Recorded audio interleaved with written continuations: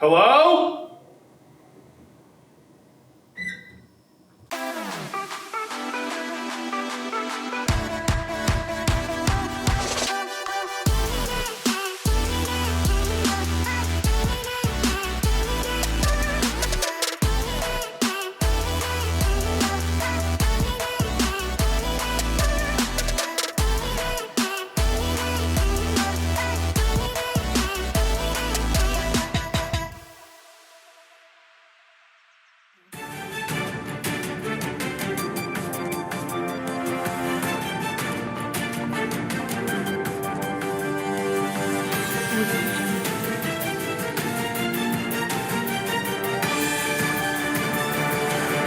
This is GSM News.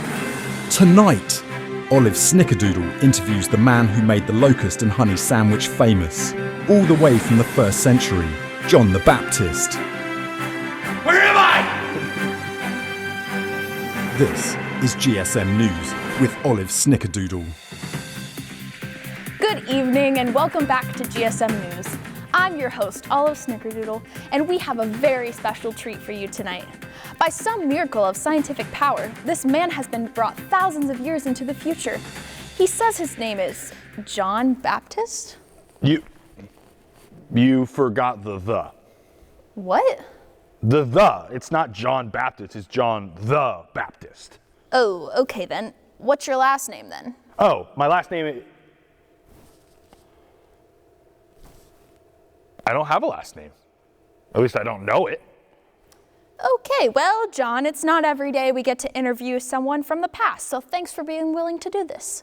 I don't think I had a choice. You guys said if I didn't do this, you wouldn't send me back, so Anywho, let's get right into it. So, John, you may not know this, but multiple followers of Jesus wrote a lot about you, so we actually seem to know you pretty well.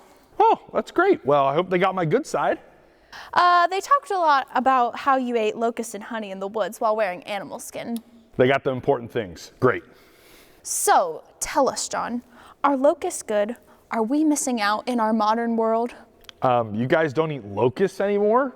I mean, yeah, you're missing out. I mean, there's nothing better than a good old locust after a long, hard day of baptizing people, right? I mean, you go snag a locust off a tree, hopefully it still has the husk on it. You take it and you roast it over the fire and put a little salt on it. I mean, those puppies are delicious, better than manna any day. I think something might have slipped through with me if you want to try it.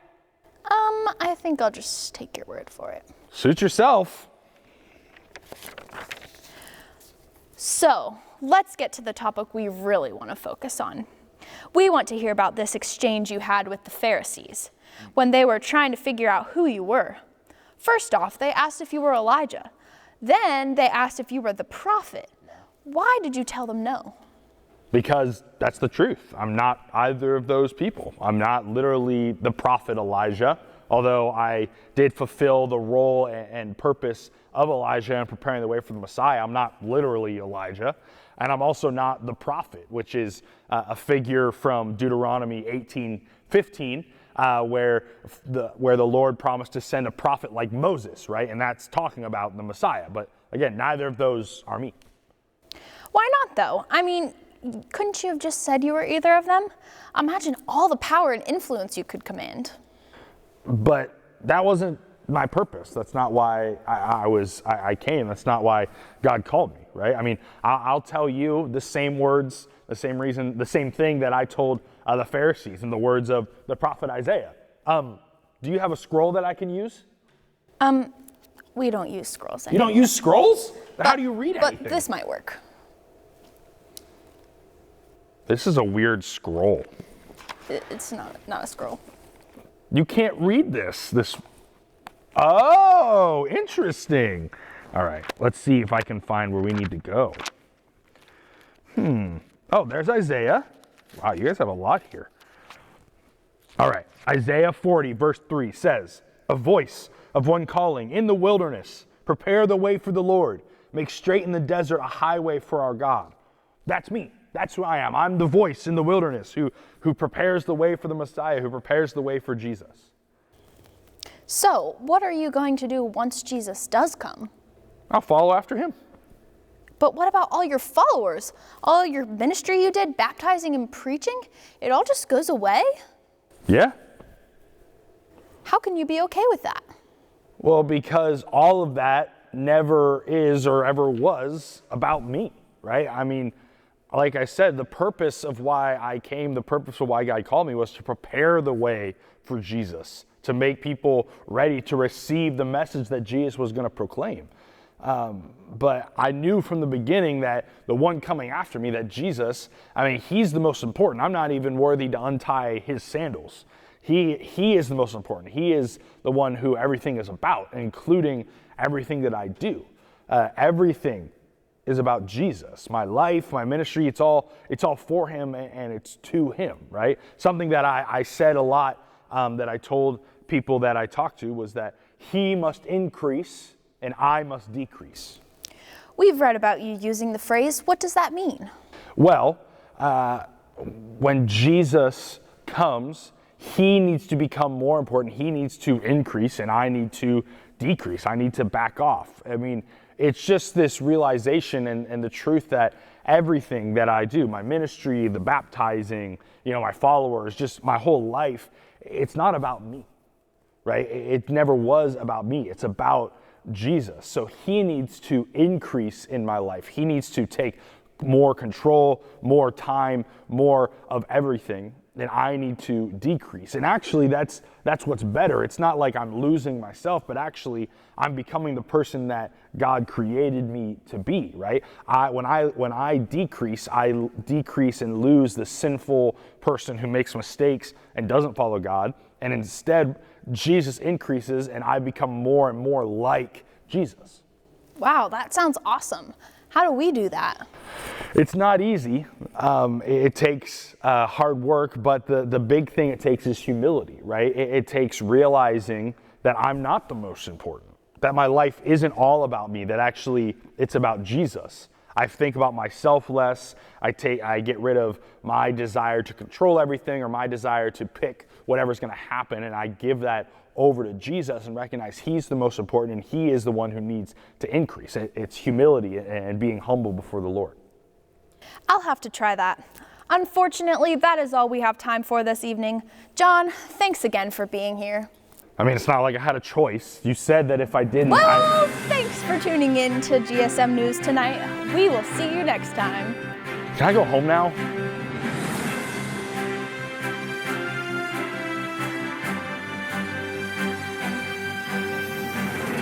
This is GSM News. What's up, guys? I hope you enjoyed that little interview. John the Baptist guy looks pretty handsome. Don't know the actor that played him. Seems pretty good. But I hope you guys enjoyed that. I just wanted to come here at the end and just give a little brief overview of everything that was shared, right?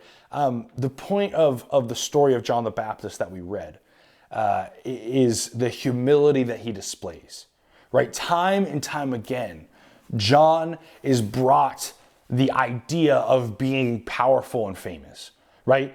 He could have said, yeah, that's who I am. I'm the Messiah, or I'm Elijah, or I'm all these things, right? And the Pharisees come and they try to trap him and they try and get him to say these things. But time and time again, he is humble and he says, no, I'm not that one. I'm preparing the way for the Messiah. I'm not even worthy to untie his sandals. I must decrease, he must increase, right? It's humility and submission before God.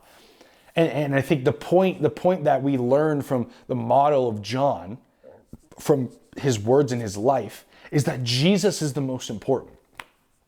Jesus is the most important in everything, including our lives. Jesus is the most important. And so therefore, everything is about Jesus. That's what we're called to believe. So if that's true, the question then is, how do we live like that? If everything is for Jesus, everything is about Jesus, how do we seek humility, right? How do we seek to be humble, to think of less about ourselves, to be willing to give up what we think should happen or what we think we should have control of so that Jesus can increase in our lives and we, the sinful and sin-ridden part of ourselves, can decrease?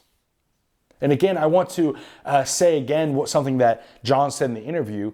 The idea of Jesus increasing and us decreasing, it's not like losing ourselves, of just like we become robots. Actually, what it is we're losing and decreasing the sinful and the bad parts of ourselves that actually weren't ever meant to be there in the first place. And by Jesus increasing, by us becoming more like Jesus in our lives, we're becoming like the people that God created us to be.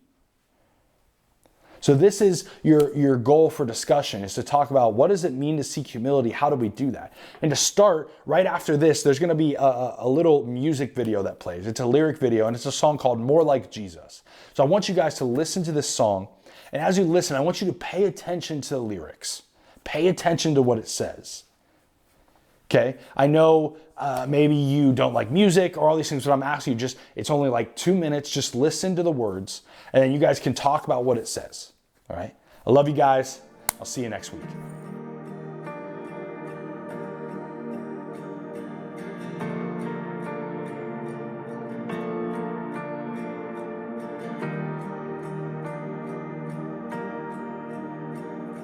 You came to the world you created, trading your crown for a cross.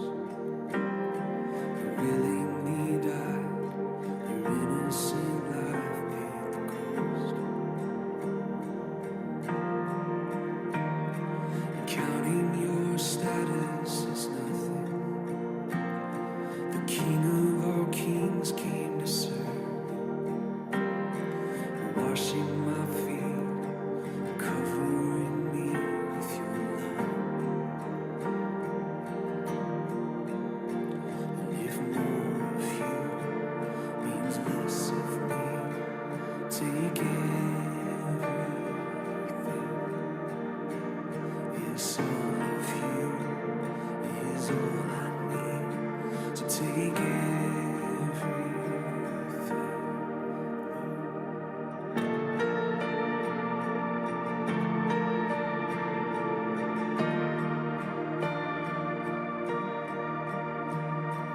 You are my life and my treasure, the one that I can't live without. So here at your feet, my desire.